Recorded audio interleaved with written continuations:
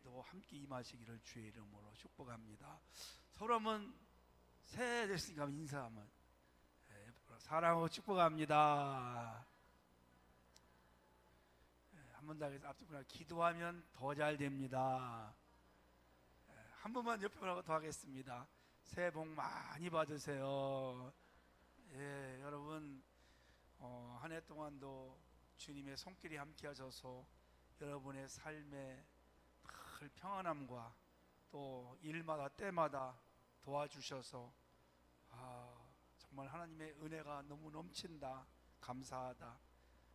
그래서 영광만 돌려드리는 한 해가 되시기를 다시 한번 주의 이름으로 축복합니다. 설은 잘 되시고요. 떡국들 드셨어요? 드시지 말라고 했잖아요. 제가요, 나이 한 살 더 먹으니까. 저는 그래서 반 그릇만 먹었습니다. 저는 반만 먹었으면 나이. 앞으로 그렇게 할 겁니다 이제. 자, 사람은 누구에게나 사랑받고 싶어하는 그런 마음이 있습니다. 가장 축복된 인생은 사랑받는 인생입니다. 그리고 또 사람들로부터 인정을 받고 싶어하는 마음이 있습니다. 더 나아가서 늘 복된 인생으로 살아가고 싶어요. 날마다 하나님의 도우심과 은혜 가운데 기쁨으로 감사함으로 정말 행복한 인생을 살아가고 싶은 것은 누구에게나 다 바라는 그게 소원입니다. 근데 우리의 어떤 그런 바람과 소원과 다르게 때때로 고통이 찾아오기도 하고, 또 바다에 풍랑이 갑자기 일듯이 인생에 풍랑이 찾아올 때가 분명히 있습니다. 나는 정말 잘했는데 나와 상관없이 여러 가지 환경 요건에 의해서 고통이 올 수도 있다는 것이죠. 그때 많은 사람들이 이렇게 말합니다. 아이고 내 팔자야, 아니면 다 내 죄지 뭐, 내 운명인데 어떻게 하겠나, 이렇게 말하면서 그런 것들을 다 운명으로 맡기는, 그렇게 생각하는 사람들이 있습니다. 여러분, 예수를 믿는 사람도, 믿음이 좋은 사람에게도 이 고통, 어려움은 누구나 찾아올 수 있습니다. 여러분도 믿으십니까? 왜 내가 하나님을 잘 섬기는데 이런 어려움이 오냐고 이렇게 반문하시는 분들이 있습니다. 그러면 성경에 욥 같은 사람은 왜 그렇게 엄청난 고통이 찾아왔어요? 우리보다 훨씬 더 어쩌면은 하나님을 잘 섬기고 있었을지도 몰라요. 사람들로부터 존경을 받았어요.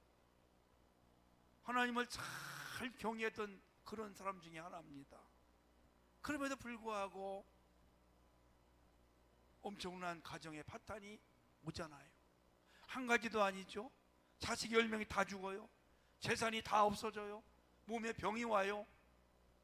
아내는 위로해 주지 않고 하나님을 욕하고 죽으라고 그래요.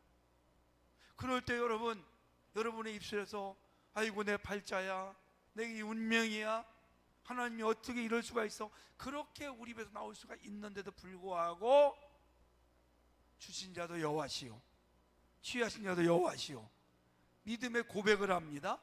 그리고 뭐라고 합니까? 입에서 원망 불평이 아니라 찬송을 해요. 할렐루야. 이게 믿음의 사람의 모습입니다. 그러면 오늘 우리가 읽은 이 성경에 야베스라는 사람이 나오거든요. 여러분, 역대상은 다윗의 이야기예요. 사울 이야기는 한 절인가 나오는데 거의 단 이야기, 다윗의 가정 이야기, 족보 이야기입니다. 1장은 아담의 족보, 2장은 유다 다윗의 족보, 3장은 아들 솔로몬의 족보, 4장은 유다 지파의 족보가 나오는데 한 600명의 이름이 나와요. 성경에 왜 이런 이름이 나오느냐? 그건 우리는 알 수 없지만 하나님이 분명히 뜻이 있어서 이름을 기록했을 것 같아요. 근데 2절이 나오는데 이 야베스라는 사람에 대한 이야기가 나옵니다. 첫째가 어머니가 고통 가운데 나왔다는 거예요. 두 번째는 그 고통 속에서 기도했더니 하나님이 그 기도한 대로 다 들어주셨다. 그래서 어떻게 해서 인생이 고통의 인생에서 귀중한 자가 됐어요. 아멘. 귀중한 자가, 그 가정의 형제들보다 더 귀중한 자가 되었다는 것입니다. 자, 그러면 야베스만 이런 고통을 가지고 있느냐? 아니에요, 여러분요. 성경의 위대한 인물들도 다 고통이 있었습니다. 여러분 중에 고통 없는 분이 있으십니까? 만약에 지금 없다면은 앞으로 있을 확률이 많아요. 그걸 염두에 두셔야 돼요. 고통 가운데 살아오신 분들 있을 거예요.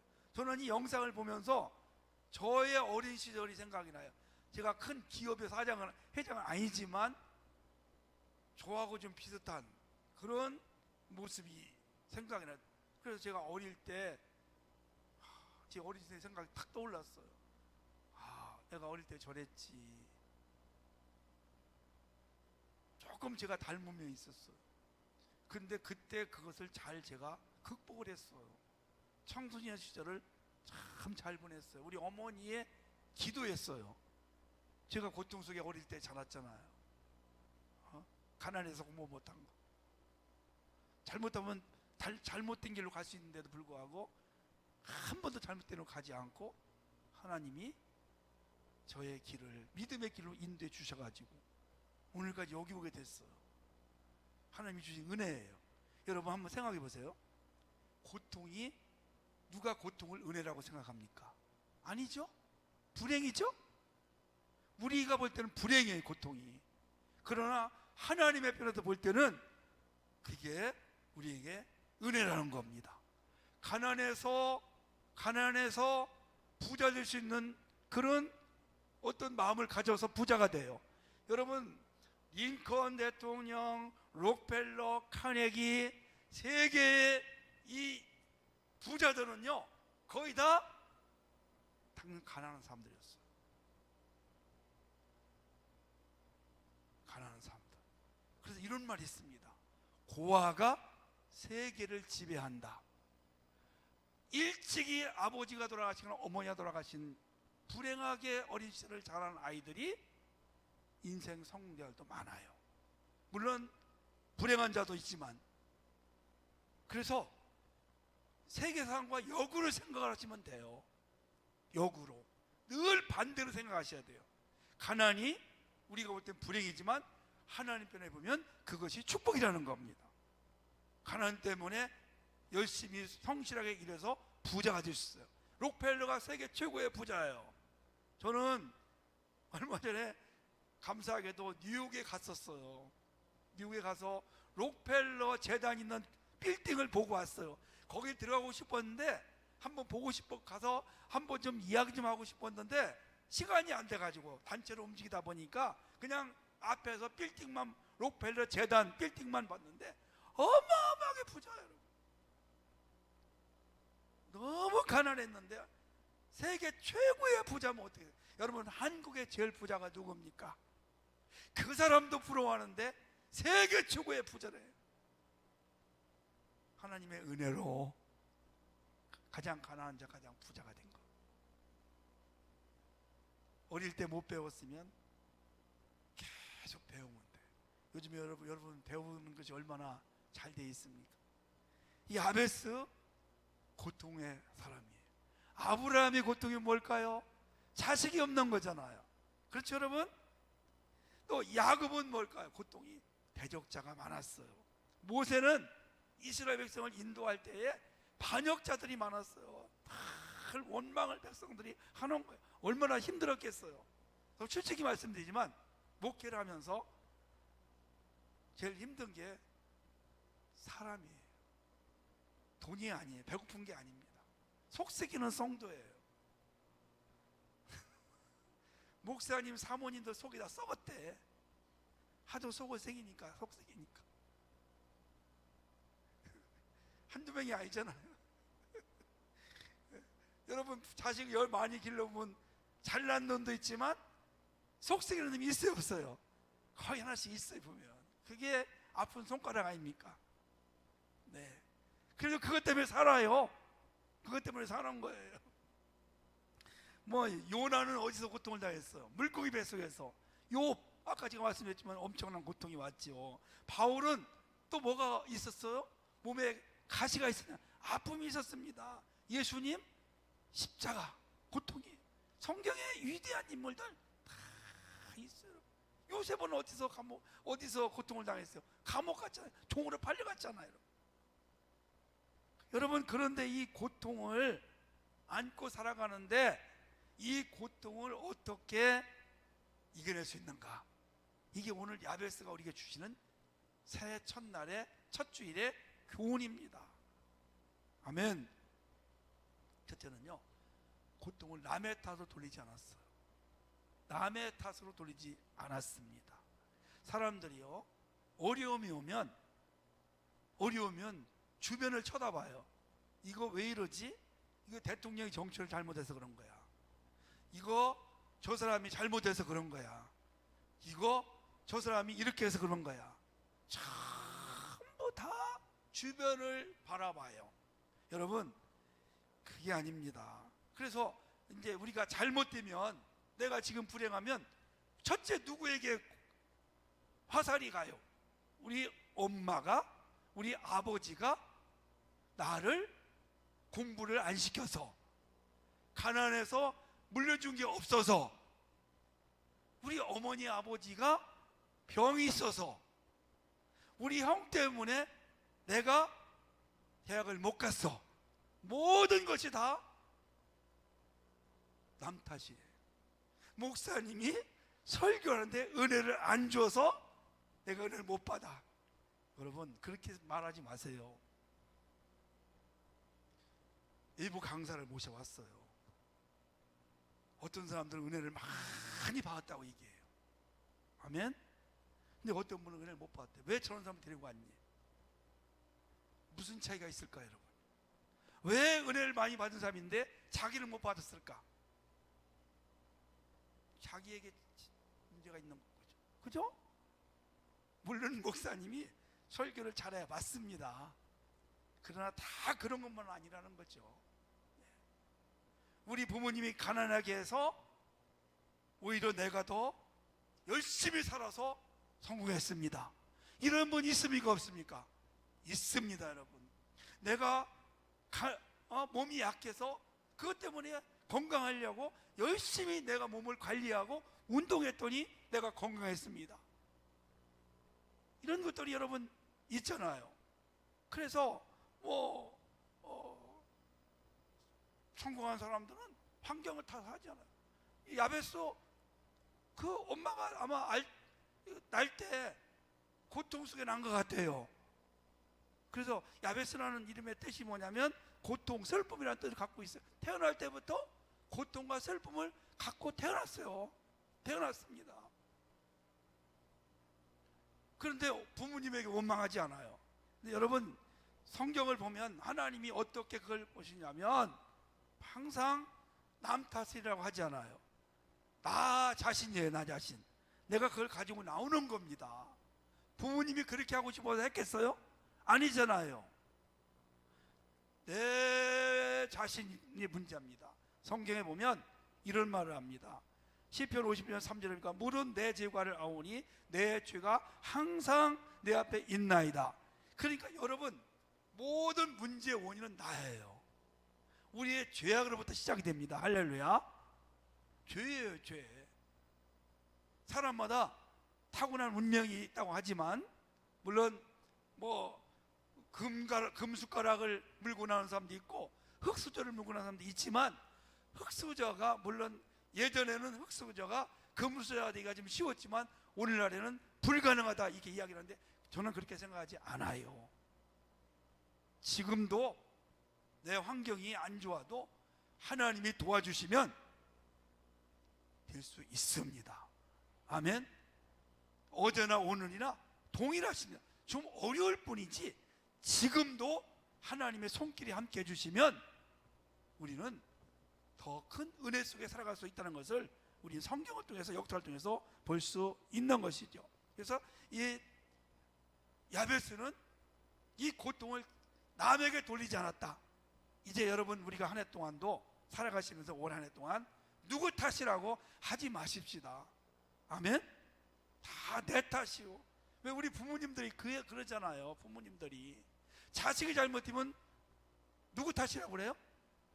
자식 잘못되는 거 내 탓이라고 하잖아요. 내 탓.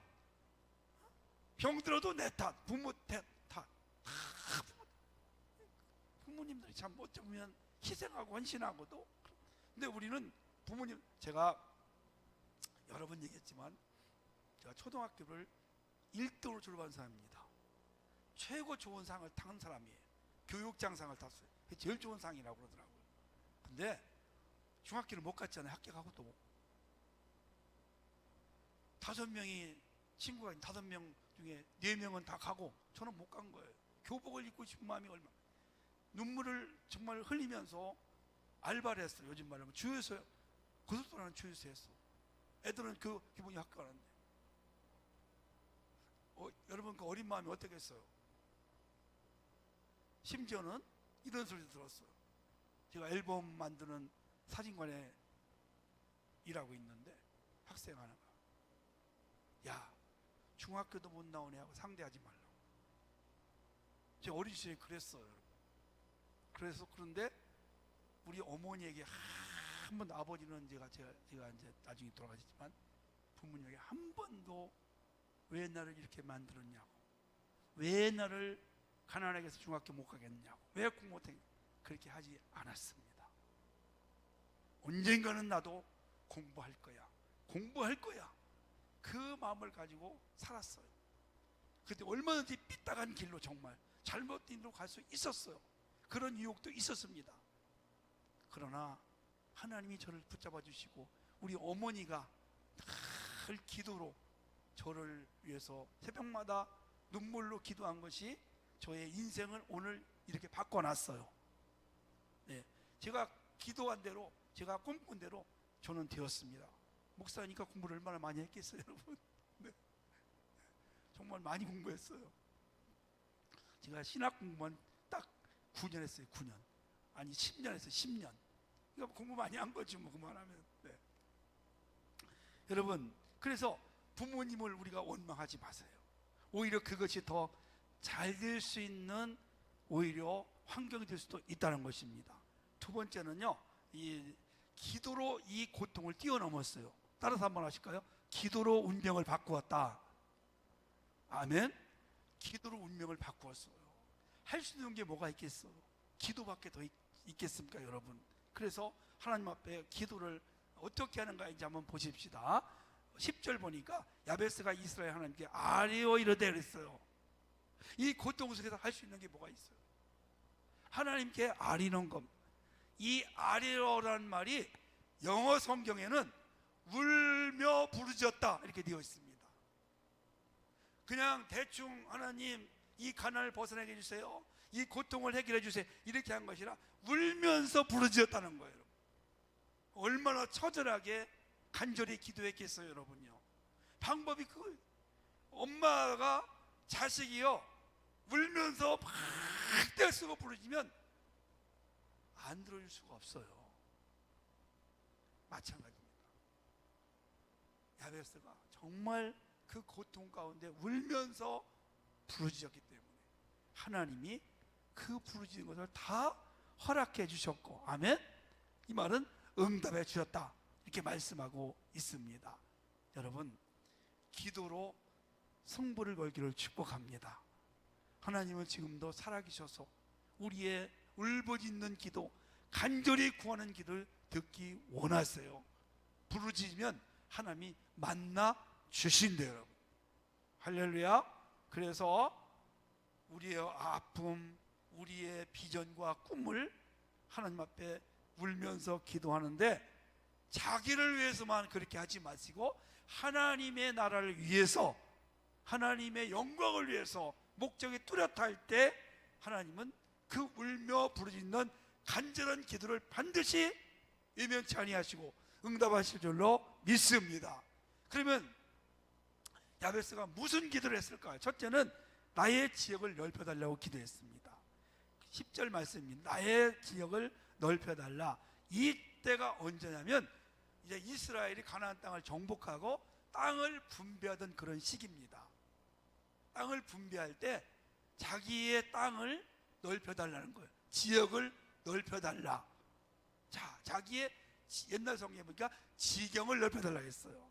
이게 뭐냐면 지금 하고 있는 그 사업장 하시는 일에 더 넓게 달라는 거예요. 넓게. 그럼 우리 교회로 비면 우리 교회가 좀 더 성도들이 먼 곳에서 올 수 있도록 지역을 넓혀가는 거예요. 우리 대한민국이 더 영향력이 있어서 세계에 더 큰 힘을 가질 수 있는 그런 나라. 또 여러분 바로 이겁니다. 지금 하고 있는 이 사업장이 좀 더 번성하게 달라고, 좀 더 확장되게 달라고. 할렐루야. 이 분명한 목적을 가지고 우리가 기도를 하는 겁니다. 근데 더 중요한 것은 하나님의 영광을 위해서, 하나님의 나라를 이루시기 위해서 나에게 이런 지역을 넓혀 주십시오. 이런 확실한 기도를 할 때 하나님이 반드시 응답할 줄로 믿습니다. 여러분, 미국의 제일 좋은 대학교가, 세계 좋은 대학교가 하버드 대학교입니다. 미국 동부 쪽에 있는데 이 학교를 세운 사람이 존 하버드라는 사람이 영국에서 미국으로 이민을 갔어요. 그리고 꿈을 세웠어요. 동부의 허벌판에다가 하나님 앞에 꿈을 가지고 기도를 합니다. 하나님, 이 황무지 같은 땅에서 주의 종 목사들을 배출할 학교를 세우고 싶습니다. 이렇게 기도하고 학교를 시작할 때 그때의 책이 200권이었습니다. 그리고 700파운드, 미국 돈으로 한 $1000 정도, 아주 소소한 돈을 가지고 신학교를, 이제 처음에 신학교를 세운 거예요. 신학교를. 원래 신학교 다 그래요, 여러분. 여러분, 저기 지금 백석대학교 아시죠? 천안에 있는 거. 이 백석대학교 장중현 목사님이 방배동 2층에서 시작한 거예요. 서울 방배동 2층에 신학교를 만드는 것이, 그것이 오늘 그 백석대학교, 엄청난 큰 학교와 교단을 만드는 거예요. 하나님의 역사는 이런 거예요. 아멘. 하나님의 역사가 겨자씨만한 믿음만 가지면 크게 역사를 하는 겁니다. 여러분도 그런 비전을 늘 품기를 축복합니다. 그렇게 하고 1년 만에 죽었어요. 1년 만에 죽었어요. 근데 하나님께서 그 존 하버드의 기도를 들으셨어요. 그래서 오늘날 그 기도가 성취되어서 세계 최고의 대학으로 수많은 목회자들을 배출하는 명문 1번으로 하나님께서 역사하신 줄로 믿으시기 바랍니다. 하나님은 그의 기도를 들으신 겁니다. 아멘. 지역을 넓혀달라는 그런 기도를 들으심으로 큰 역사를 이루었습니다. 마찬가지로 오늘 우리도 이제 한 해를 시작하면서 큰 하나님의 역사를 이룰 수 있는 그런 기도를 이제 믿음으로 야베스처럼 시작하시기를 축복합니다. 두 번째는 하나님의 손으로, 주의 손으로 도와달라고 했어요. 기도할 때 어떻게 합니까? 여러분, 내 지혜와 능력으로 합니까? 그러지 마시고 하나님 앞에 도움을 구하시기를 원합니다. 사람에게는 도움 원하는 거 별로 원치 않아요. 저는 그렇게 할 수가 없어요. 잘 안 합니다. 오직 하나님께만 도움을 구해요. 주의 손이 나를 도와달라고. 여러분, 주님의 손이 어떤 손입니까? 능력의 손입니다. 주님의 손에 붙잡히면 큰 역사를 이룰 줄로 믿으시기를 바랍니다. 나는 아무것도 아닌 존재예요. 저도 똑같은 인간입니다. 그러나 주님의 손이 저를 붙잡아 주시면 역사가 나타나는 것입니다. 여러분의 사업장, 여러분의 자녀들, 여러분의 직장, 여러분의 가정에 주님의 그 능력의 손길이 함께 하셔서 올 한 해 동안 놀라운 번성이 있기를 주의 이름으로 축원합니다. 시편 89편 13절 말씀 보니까 주의 팔에 능력이 있사오며 주의 손은 강하고 주의 오른손은 높으시니다. 아멘. 그리고 초대교회에 주의 손이 함께 하심으로 허다한 무리가 주께 돌아오더라. 아멘.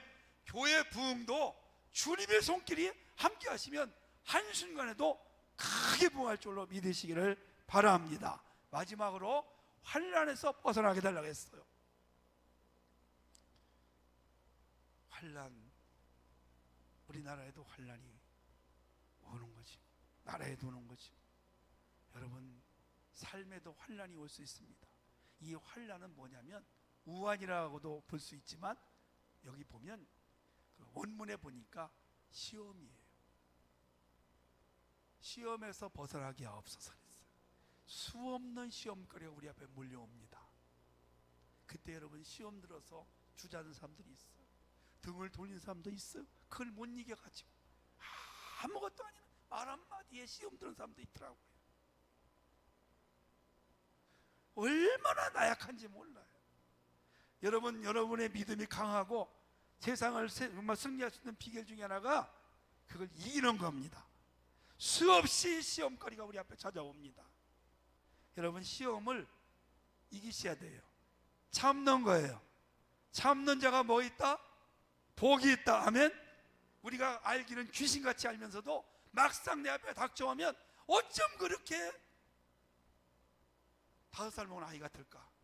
너무 기가 막혀서 제가 한숨이 나와요. 어떻게 그렇게 넘어질까? 그 말 한마디. 여러분, 맷집이 강하시기를 원합니다. 영적 맷집이 강하셔야 돼요. 얼마든지 시험거리 와라. 내가 다 이기마. 주님의 능력으로 나 이길 거야. 내가 그까짓 거 그냥 참는 거예요. 여러분, 이기는 자가 마지막에 승리할 줄로 믿으시기를 바랍니다. 그래서 우리가 날마다 기도하잖아요. 시험에 들지 말게 하옵시고, 아멘. 다만 악에서 구하옵소서. 할렐루야.